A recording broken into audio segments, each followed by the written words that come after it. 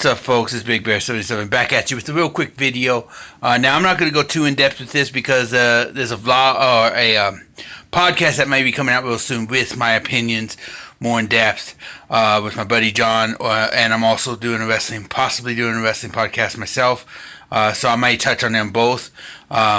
Maybe at some point I'll do some kind of pros and cons with someone and kind of go over the pros and cons of this topic. But I want to get to it. It's a wrestling topic.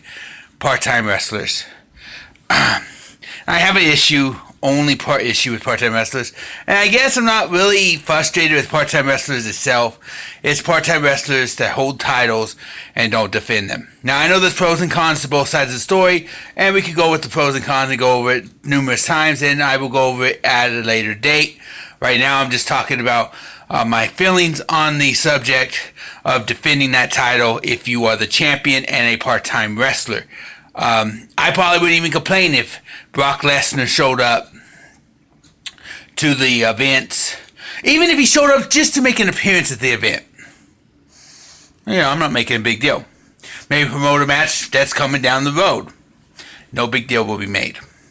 Maybe get attacked by someone. The match is, maybe have him schedule a match, but he gets attacked and a fight breaks out in the back, so the match is thrown out, setting up for a future match. I would be fine with all that.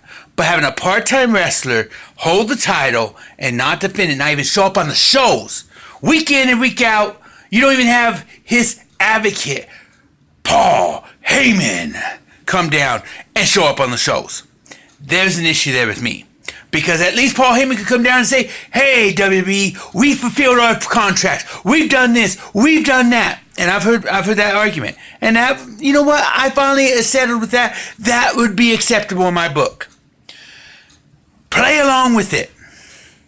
But no, instead we have a champion who does not even bring the title. And you got this title that not all the fans are sold on. I'm not 100% sold on it. The Universal title. But you're not even making it your prestigious title. Now, I understand the whole argument that, well, all the other titles get kind of put on the front line because of this.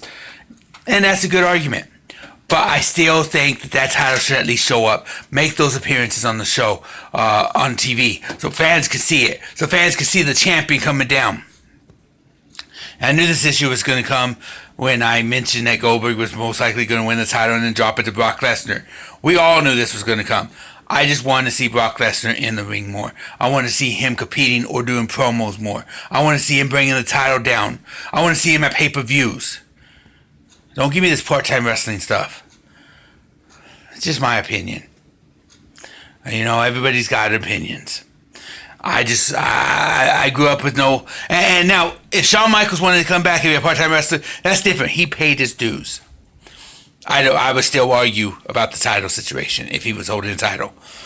Same with The Undertaker being a part-time wrestler. I was okay with that. If he held a title, maybe in a different story. Any of the superstars that have paid their dues, I'm okay. Be a part-time wrestler. But don't hold the most prestigious title in the company or on Raw. Because I want you to defend it. I want to see that title. I want to see you come out with it.